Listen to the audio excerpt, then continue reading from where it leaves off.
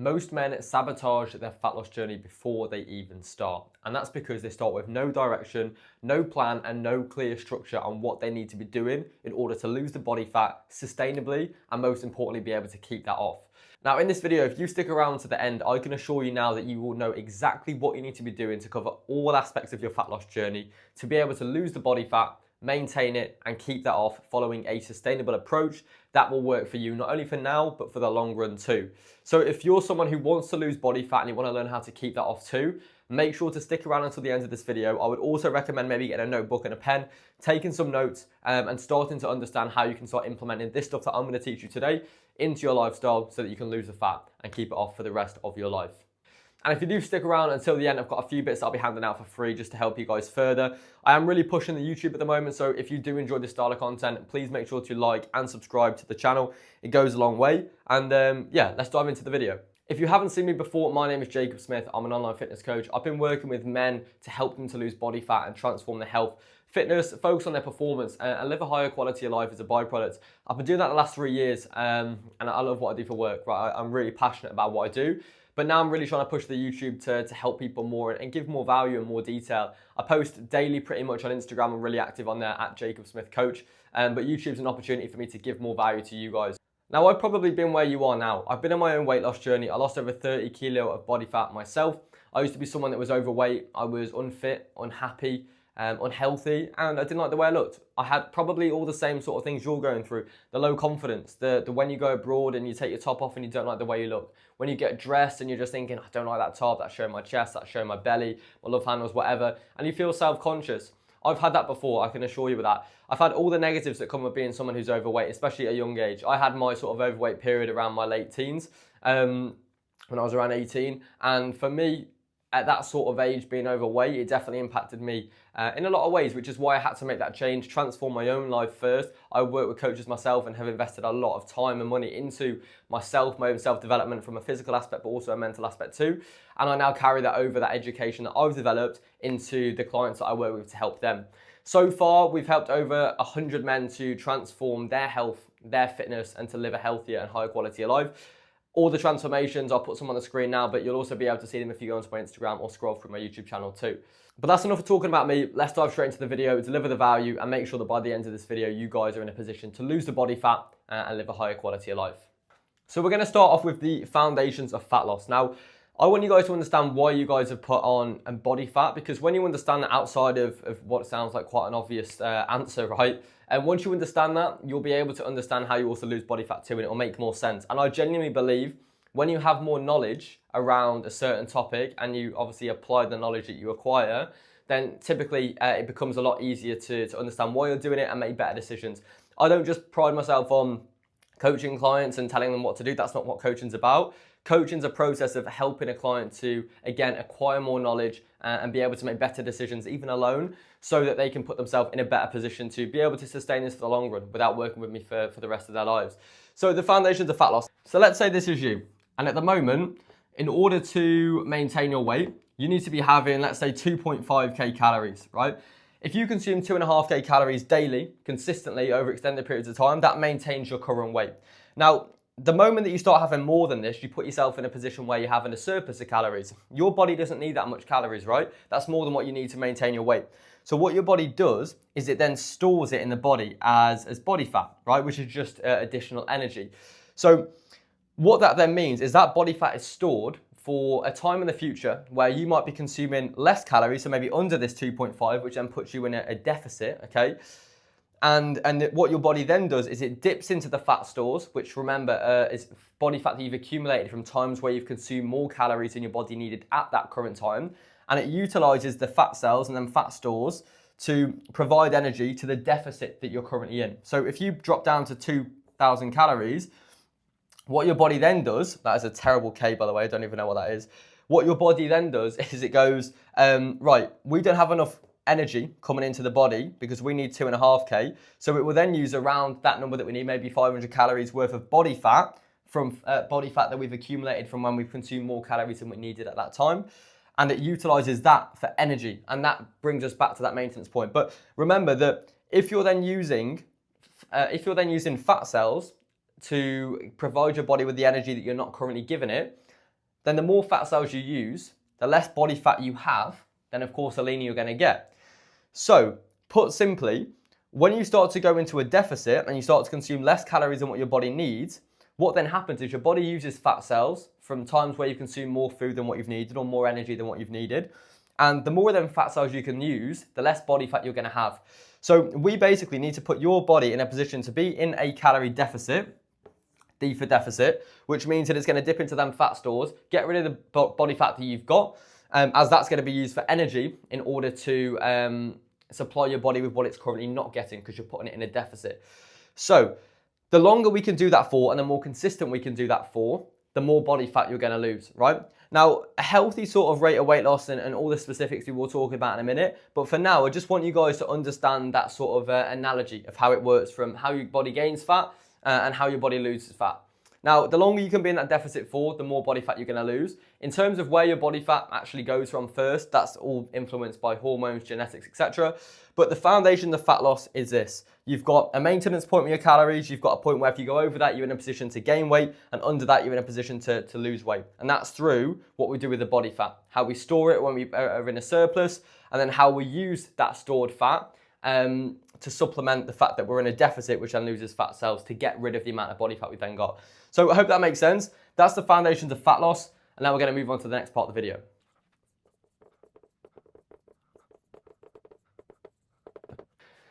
Now, the next thing I want you guys to do is create your calorie deficit. Now, this deficit is what's going to allow us to go into a position where we can then use the body fat that we've got at the moment, which we don't want, right? We want to get rid of. We can utilize that for energy because we'll be giving ourselves less energy due to being in an energy deficit. And then that's going to use more fat cells, get rid of the body fat we've got, and get leaner. Now, to create your calorie deficit, there's loads of different variables that are going to impact sort of how many calories you guys should be consuming on a day-to-day basis. That could be your age, your gender, things like your activity levels. I won't write them all out, but there's loads of different things that will impact that. Now, what I want you guys to do is go onto a website, and I'll show you that now, and it's called this, TDEE calculator. Now, I can plug that in the description, but total daily energy expenditure calculator. Now, what you're going to do with that information is go onto the website, plug in your details, so it'll ask your age, your activity levels, your weight, your height, etc. And once you've put that in, it will give you a rough sort of estimate on what calories you should be consuming in order to lose X amount of weight, or a target rate of weight loss, which I would recommend personally to be maybe around a pound a week is a nice amount of fat to lose, which for reference is, I do have a pound of fat with me, so I'll show you in a second, but it's a decent amount of weight to be losing. It's healthy and it's sustainable. So you're going to go into tdecalculator.com, I think it is, and plug in your details, you'll get a number. Now, what I want you to do with that number is use it as a starting point. That's going to be the amount of calories that you're going to consume per day. Now, how do we know if this is all working? And this is what I always say to clients. We can have all these inputs set out, your training plan, your nutrition plan, how many steps you'll do in a day, your sort of activity levels, your sleep. We can manage all of that. They're all the inputs that align with the goal that we're trying to get. But what do we need to do to assess it? Because it's not just about if that scale goes down. But what I'm going to do now is show you specifically how we're going to track to see if these inputs are working and how to know when to change things.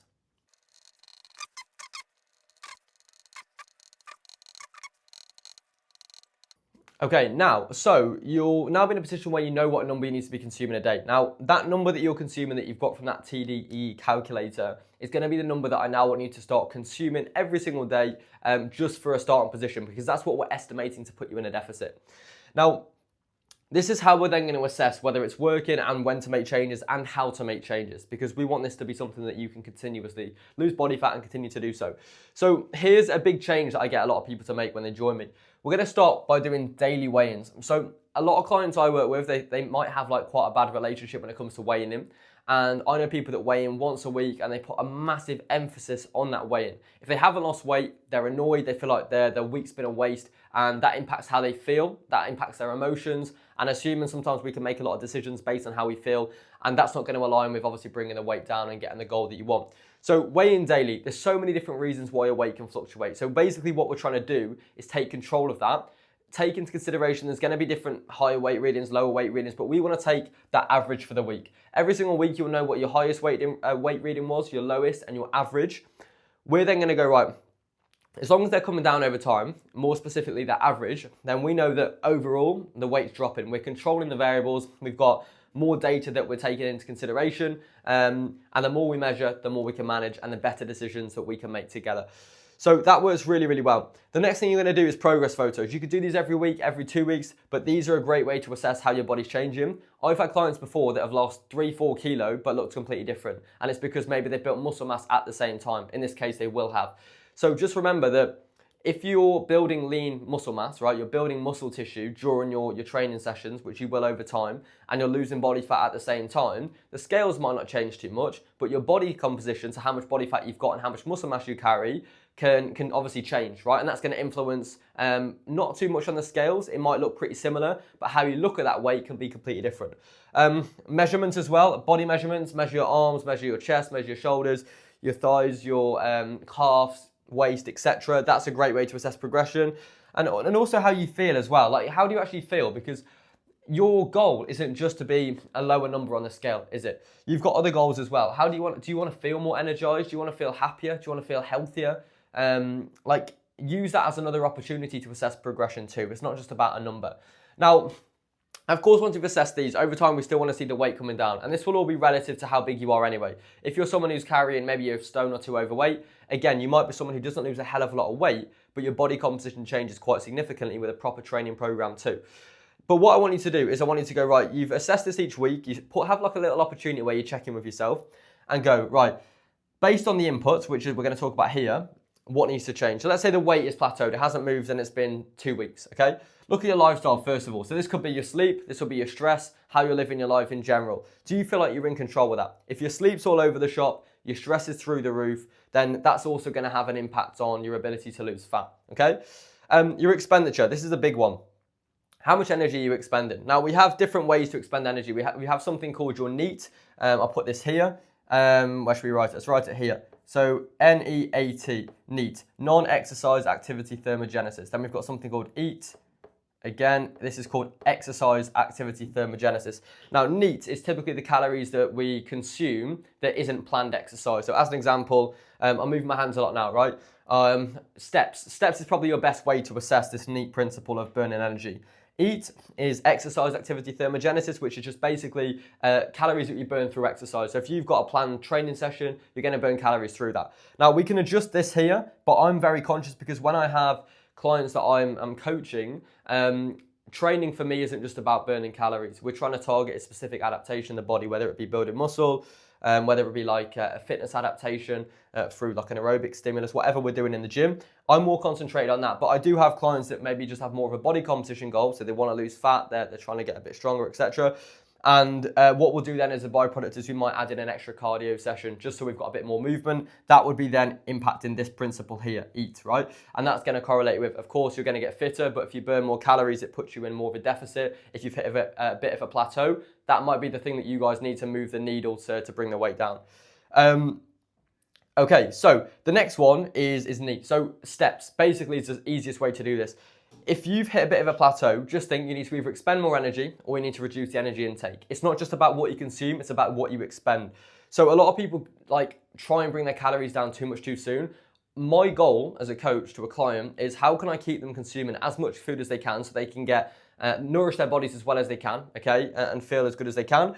Whilst, how can we keep that high, like as high as we can? I want you guys to nourish your bodies, but we still want to be in a deficit. So often that then means that we increase expenditure. Like we said, we could do steps, we could add in an extra session, but most of the time we increase steps. So it might go from 8K to 10K. But this is where you have to be clever. Ask yourself the question, what's going to be harder for you? Is it going to be harder to take away 200 calories away from your daily intake? Or is it going to be harder to add in an extra 2K steps, right? It might depend. If you're already strapped for time, it's probably going to be easier to just pull away from the calories. If you're someone who has the time and you're at the moment you're struggling with even the nutrition you're on calorie-wise, it's probably better for you to just increase the amount of steps that you're having instead because you've got the time and hold the food that you have and you don't want to really reduce that. What's also important to take into consideration is it's not just about this. If your macros are all over the shop, your protein's low, you're deficient in dietary fat and that's way too low as well, that can impact hormones. That could also be another reason for why your body isn't losing body fat. So make sure that more specifically, Fats are at a healthy level, maybe 0.8 to 1.2 grams per kilo of body weight. Protein's high as well. And our protein needs to be maybe, I say normally 2 grams per kilo of body weight, but what you can do is maybe go a little bit higher, but also think about your ideal body weight. So you might say 2 to 2.2 grams per kilo of ideal body weight. So if you're someone who's 100 kilo, but you want to be 70, then, or you think that's about right for you, which by the way, I'd get double check with maybe someone who like is more confident with estimates. I've had clients tell me they think they should be 60 kilo before they'd be flat as a pancake, 60 kilo. They shouldn't be at that. So take that into consideration too. But I'd then say if a client wanted to be 70 and I agreed with that, we might go for 2.2 grams times 70, okay? And that's how much protein we consume a day. But again, we want to take into consideration how your body's feeling, how your body's responding to all the inputs that we're doing, nutrition, training, etc., and make decisions based on that. But the moment you hit a plateau, this is what I want you to think about. Have a look at these, okay? And decide what decision are you making? Are you increasing your expenditure, which you can either do through maybe increasing your training or through increasing maybe something like your steps, or do you think it's going to be a better option to pull away from your calories? But make sure that if you are plateauing, lifestyle's under control, macros are under control too, and of course you're being consistent with all the inputs that we've spoke about here. Okay, so the next thing I want to talk about, I put nutrition 101. Now, excuse the messy handwriting, never been a strong point, but I really put into this time thinking about, right, what's the main thing that I see come to me? What struggles are most people facing? And let's solve them. So I've started off with the calories. Like we spoke about them, we understand the deficit. So I'm pretty sure we can as a group tick that off. The next thing I want to talk about are small versus large deficits. Now, could you put yourself in a bigger deficit and lose more body fat? Theoretically, yes. However, what's most important is what can you do for the longer period of time? If you're someone who's 50, 60, 70 kilo overweight, you could probably afford to go into a bit of a bigger deficit. If you're someone who needs to lose, I don't know, 6 kilos for a summer holiday and look a bit sharper, you could probably afford to be a bit sharper. It's not something that's sustainable. You're just trying to lose body fat relatively fast. But I think I wouldn't go any more than like 1,000 sort of calorie deficit. And I'd also take this into consideration that the bigger the deficit, the less calories your body consumes, which means typically on the average person, that you're going to give your body less of what it needs in terms of from a nourishing perspective because you've got less calories to play with. So if you've got 2,000 calories and you have a little bit of cake, straight away you're struggling to find, straight away it's going to be more difficult to get the right amount of food to within 1,500 calories, right, of what your body needs. Performance, less calories in means worse output. So performance within your sessions could be a little bit lower. So in terms of getting stronger, building muscle, retaining muscle, that becomes a tougher gig. So something to think about, but I try and find a sweet spot. 500 calorie deficit, spot on. Macros, we spoke about that. Let's focus on protein and let's focus on making sure we get a good enough of healthy fat in the diet. Micronutrients, I would just say, if you guys are having 3, 4, 5 portions of fruit or veg, okay, most days, you're going to be there or thereabouts. You're not going to be far off ticking the boxes here. I don't overcomplicate this with clients. You guys are lifestyle clients. You're not trying to be elite level athletes, right? So I wouldn't get too concerned. I would focus on variety within the diet there. Fiber, one that's often overlooked. I want to look at how much fiber you're currently consuming a day. So if you're currently consuming 15 grams a day, start by going up to 20, go up to 25. Now, fiber is something that we class as calorie free, okay? So your body doesn't digest fiber. It breaks it down, it sits in the digestive system. But I would say based on the fact that it's calorie free and it has loads of benefits such as your digestive health, but it occupies more space in your digestive system. When it does that, what happens is because it occupies more space, your stretch receptors in your stomach detect expansion, right? They can feel that expansion. So then what happens is your body releases hunger inhibiting hormones. So your body doesn't feel as hungry because it's got less space, right? So like there's so much going on in there. There's space that's being filled up. There's only so much that your body can handle, right?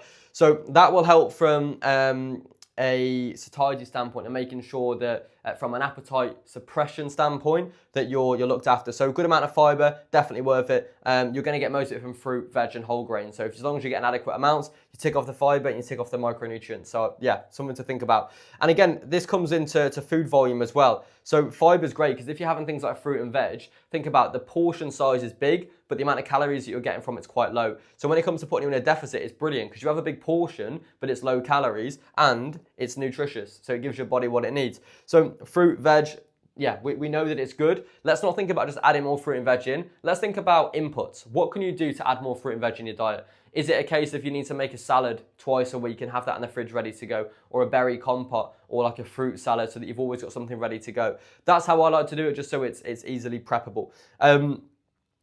Meal timing, something to think about. I would time your meals, first of all, based on like, okay, what have you actually got access to? At work, it's going to depend, right? But I would say, I personally don't like a fasting approach. It doesn't work for me. It doesn't work for a lot of clients I work with either. I would go, first of all, look at what you can do at work and when you can actually eat. And the next thing I'd say is, let's prioritize calories always around your training window. So when you're going to expend the most calories, you also want to intake the most calories, right? So if you're training at 5 p.m., you want to have a good solid meal at maybe 2 p.m. And then you want to have a good solid post-workout meal once you finish your session, 7 p.m. as an example. Let's also look at your appetite. So depending on the time of day and when your appetite starts to go higher, let's make sure that we've got a good nourishing meal around that time of day so that we can sort of suppress your appetite and stop you from maybe giving into cravings that will happen. But I feel that one is definitely more specific to the individual. Supplements, keep it simple. I would first ask yourself, before you start looking at the 1%, can you get more out of your training? Can you get more out of your sleep? Can you get more out of your actual nutrition as a whole? Then when we talk about supplements, vitamin D is a good one when it comes to when we're not in the summer in the UK. I would also say that creatine is probably the most researched supplement. Okay, loads of benefits from that, so it's worth investing in. But apart from that, I probably wouldn't go crazy with it, to be honest, and that's my personal opinion. And electrolytes are quite good to have if you're having like a really sweaty session. Then yeah, it's worth investing into. And the final thing I'd say is mindful eating. So we have cravings, we have things come up, right? And I've got loads of strategies for cravings and how we can implement foods that are typically classed as unhealthy into the diet. But I like to think, like, and I'll give you an example. I was on the plane the other week. My sister had a box of chocolate, like sweet things next to her from the airport. And I was like, had one. And I thought I could easily eat that whole packet because they're there, right? But I asked myself, do I actually want them chocolate bonbons or whatever they were there and then? Or am I just having them because they're convenient? So a bit of mindful eating, starting thinking, asking yourself these questions when you're eating, it goes a long way. It's a huge part of being consistent with your nutrition. But let's sort of recap on here. In order to, these are ways to improve your diet, right? But the most important thing is that you're in a deficit, which is controlled through the calories and the expenditure. But because we're going to be consuming less calories, okay, we're putting ourselves in a deficit, I would really focus on, when we talk about rules, 80, 20, 70, 30, really focus on getting the majority of your meals to be nourishing meals that are going to look after your health. At the end of the day, it's not just about losing body fat, it's about performance, it's about health, it's about longevity. Yeah, so don't just focus on calories, because yes, calories in versus calories out, but I like the saying and it's been repeated loads, but think of a calorie as like a mile. A calorie is a metric that we use to, as energy, right? That's what it is, energy, right? In our food. Same as a mile is just a mile, right? A calorie is just a calorie. But a mile running uphill versus a mile running downhill or flat is completely different, right? So yes, a calorie is a calorie, but start thinking about the quality of those calories too, because it goes a long way. Okay, so the next part we want to talk about is your training program and your activity, right? We spoke about expenditure and why that's important. We spoke about your NEAT, okay? So like your steps and the calories you burn on a day from just normal activity. Then we spoke about your EAT, okay? So that's going to be your exercise that we plan, which is part of your training program. Now, I'm a big believer in a training program is just not just about burning calories. Very far from it. That's never my goal with a training program for a client. It's about getting stronger. It's about building muscle tissue, which builds resilience, strengthens the ligaments, the tendons, supports your body, your structure, increases your metabolism. It's also about longevity. Okay, it's about when you're older and you've got, I don't know, kids, grandkids, whatever, depending on where you're at in your age. You want to be able to be with them when you're older, right? You want to have good health. You don't want your back to go. You don't want your knees to be gone, your hips to be gone. It's about almost prehab, so prevent an injury. And it's about longevity and making sure that you're healthy for the long run. Everything works how it's meant to be working. So after this sort of little presentation here, I want to show you the exact exercises that I would be adding into your training program, or should I say the movement patterns. But just before I talk about this, just a quick one. If you are enjoying this video, please make sure to like and subscribe to the channel. It goes a long way. And I think there is a button as well that you can hype the video. Apparently that really helps. So I'd massively appreciate that too. And if you do find this helpful, definitely make sure to share it with someone that you feel will get value from it too. And like I said before at the start of this video, for more content, my Instagram is JacobSmithCoach. I post on there pretty much daily. So if you do enjoy this style of content, you'll definitely enjoy that too. Now, training-wise, so I've just gave you a bit of a brief to that. I've asked a couple of questions to prompt a few responses that I think are really valuable. Now, is building muscle important? Of course it is. I've just spoke about the reasons for why you'd want to be stronger and what I try and get a client to get out of a training program outside of just building muscle and looking better. But outside of just looking better aesthetically, imagine where you're at the moment, 2,500 calories, let's say, with your maintenance. You'd be able to consume more calories and maintain the same weight if you had more muscle on your frame, because muscle requires more energy. So it increases your metabolism as well, which is really good for your overall health as well. There's literally not going to be negatives from having more muscle mass. If you're like crazy big, of course, then we can talk about that, but that's not going to happen. The goal with the training program, like we said before, is all about longevity for me. It's about getting stronger. It's about building muscle. It's about being functional, moving well, good mobility, and good solid mechanics and foundations, which will assist you now, but in the future as well. And in terms of how I structure it, I would aim for maybe 3 sessions a week. I think is a great place to start. I would do 2 to 3 strength sessions, and then 150 minutes of cardiovascular exercise. I think it's like your sweet spot as well. And that's what studies have shown to really well align with your cardiovascular health. Now, we don't want to be having cardiovascular diseases. We don't want to be having injuries, any problems with our body, right? We want to really try and reduce the chance of that happening from a young age, from your 20s, from your 30s. So making sure that, yes, of course, even though the goal is to get into shape, you want to look good, of course, who doesn't? It's really important that we take control of this now so that we don't just look good, but we also take care of your health for the long run. So 2 to 3 strength sessions and looking after your cardiovascular health. In terms of the cardio, do what you enjoy. Like, if you don't enjoy something, you won't stick to it, okay? So for me, I started off by doing boxing. I really enjoyed it because I was learning a new skill at the same time, and I progressed that for years. I carried on doing it, and it allowed me to get fitter, learn a new sport, and other benefits from that as well. Simple things. The Stairmaster works well. The bike works really well, low impact. Running is another great thing. People get almost addicted to that progression from running. Loads of different things you can do, but do what you enjoy is the most important thing here. Strength sessions, super important. If I was only doing 2, I'd do 2 full body. If I was doing 3, I'd probably do an upper body, a lower body, and a full body. So I'm training everything twice a week. That would be the split that I use. I also want to show you a bit about movement patterns here. So I'm going to scribble this off, and I'm going to show you about movement patterns and the types of movement patterns I'll be making sure to have in your training for the long run. But just to clarify, a training program is not just about burning calories. Make sure to have a specific goal with that training program. Work in phases as well. Like, what is the goal with that training phase right now? Are you trying to build muscle? Are you trying to work on strength? Are you trying to work on power, mobility? Like, what's the main focus? And then make sure that your sessions and what you do inside of them align with that main goal within the phase.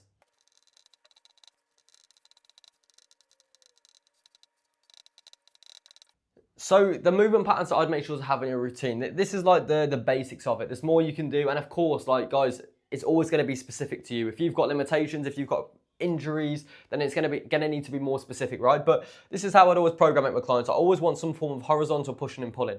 So an example of a horizontal push might be a flat machine press. It might be a dumbbell bench press, a barbell bench press. A pull would be like a horizontal would be, I don't know, a incline dumbbell row, or maybe you do like a machine row, a T-bar row. They're great options. Vertical push and pull. So vertical pull would be something like a V-bar pull down, maybe a wide grip lat pull down, a pull up. A vertical push would be like anything overhead. So a barbell overhead press. You could do it with dumbbells. You could do a machine shoulder press, a Z press, single arm. There's loads of different variations. A hinge, so you could start off with maybe like a hyperextension. You could work through to deadlifts, trap bar deadlifts, deadlifts on blocks. You could do Romanian deadlifts with dumbbells. You could do it with barbell, Smith machine. Then a squat pattern. You might start off with a goblet squat. You might then work onto a back squat or a front squat. I would also say it's overrated is just something like a leg press as a nice start, just to, not really specifically a squat pattern, but it's a great base to start. But I would then work into something like a goblet squat. I've seen to be a great way to start clients into a proper squat pattern. Single leg, knee dominant movement might be like a split squat, a reverse lunge, a front foot elevated split squat, a Bulgarian split squat, and a single leg hip dominant movement might be like a single leg glute bridge, a single leg RDL. Obviously you can do this with different variations, but I would try and get all of this into your training program across your 2 or 3 strength sessions. Definitely easy to get them all in. You don't need to do all of these within each session. So in session A, I'd have something like a horizontal push and pull. So you do both of them, both on a horizontal basis in session 1. Session B, you might have a vertical push and pull, okay? Within them sessions, you might go, in the session that you're doing the horizontal push and the horizontal pull, I would go, one of them would have the hinge, and then maybe in the vertical push and pull, you have the squat pattern.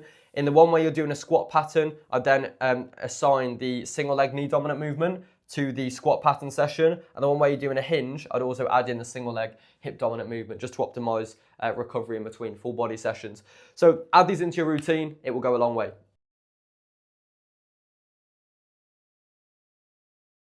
And just before we move on past the training, the final thing I wanted to touch on was around the cardio. You've probably seen a lot of noise, right? You've probably seen online, you've seen HIIT sessions, you've seen zone 2, You might have seen VO2 max. Maybe not so the threshold and tempo unless you run. But one thing I want to get clear is think about your fitness as like a pyramid, right? The bigger this base that we can build on a pyramid, right? That's a terrible pyramid. It doesn't, ignore the drawing. But the bigger the base, the higher the peak, okay?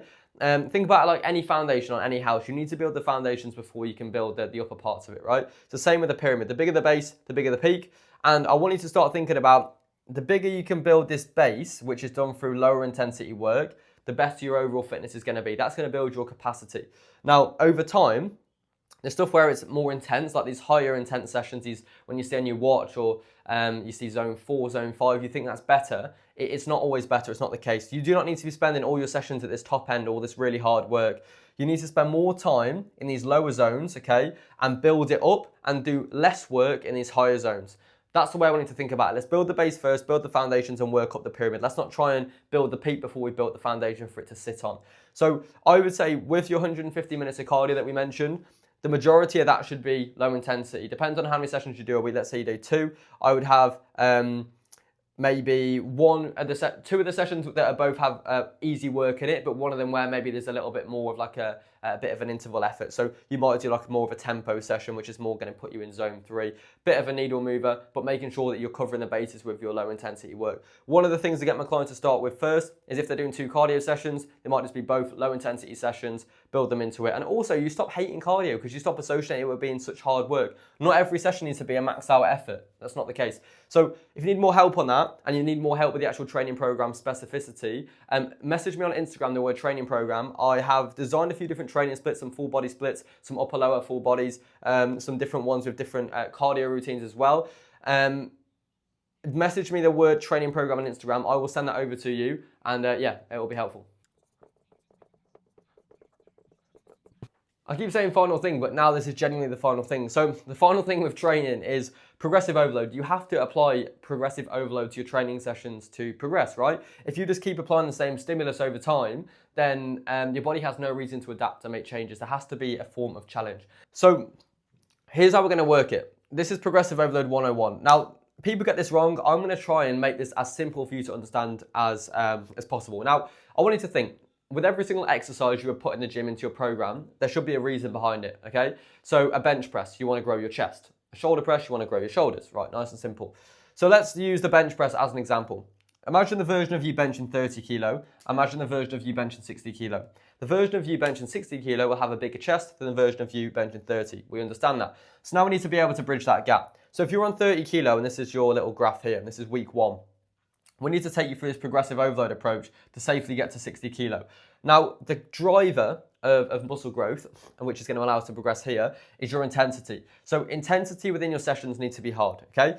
Now, what I also want to make sure that with good intensity is we have specific rep ranges, make a note of this one, rep ranges that I need you to progress through. So as an example, you might have 8 to 12 as a rep range. Now, that means that I want you to pick a weight you feel like you can do at least 8 with, no more than 12, and you want your body to be failing within that range. And when I say failing, that's not because your head's telling you it's difficult. It's because literally your body cannot physically produce enough force to lift that weight from A to B, so you hit failure. Intensity is high enough, you're within the target rep range, which aligns with muscle building, hypertrophy, and you hit failure. Let's say you do 30 kilo for 10. I would stay on 30 kilo until you can do the top end of your rep range. When you can do 30 for 12, increase the weight. Go to 32.5 or 35. That might bring you back down to 8. Keep working that. When you get to the top of the rep range, increase the weight.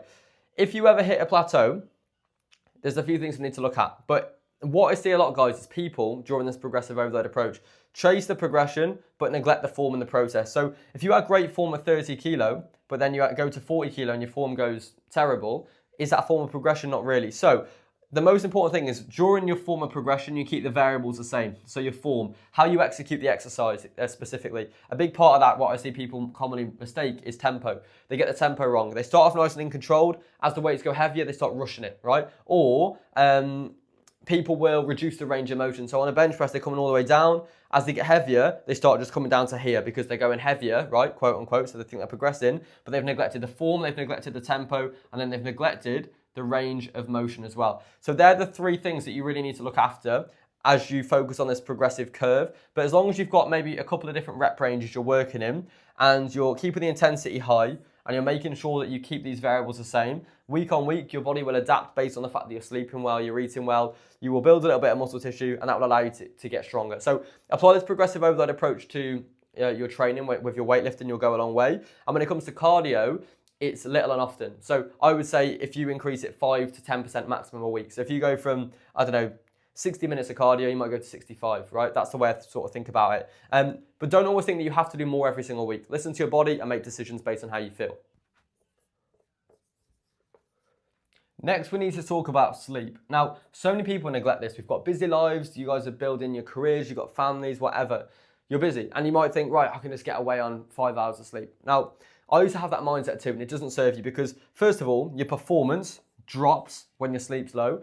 Your decision making's worse, impacts your hormones as well, and your hormones can dictate how you feel, and typically we act based on how we feel. So if my hormones are messed up, maybe my hunger hormones, right, specifically, I might start getting a bit more of an appetite or different cravings. And then because I'm having these feelings and having these cravings, and emotionally I'm maybe a little bit down because my sleep's been poor, I might make the worst decision, or a decision that's not where it needs to be to align with the goals I've got.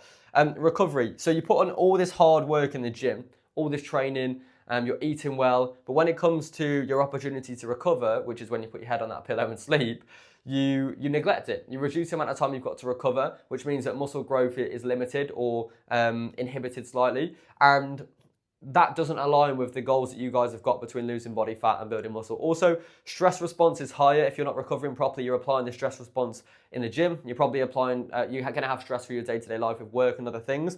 If you're not allowing yourself to recover, you really are holding yourself back. So it impacts hormones, it impacts your brain and how you think, and that impacts decision making as well, which does misalign with your health and your fitness goals. So I would aim, I know it's difficult, but try and 7 to 9 is brilliant. If you're getting on that 7, you're there or thereabouts. And if you can have a few days in the week, you can bump it up a bit higher. Amazing. I'm going to be honest, I try and aim for 8, but normally end up getting around 7. I just think, I don't know what happens to that hour in the night, but I must just be doing nothing. But I really try and get a minimum of 7 every night. If I'm under that, I do notice it, especially as you guys are working hard in work, in your life and training. So make that a priority, don't neglect it.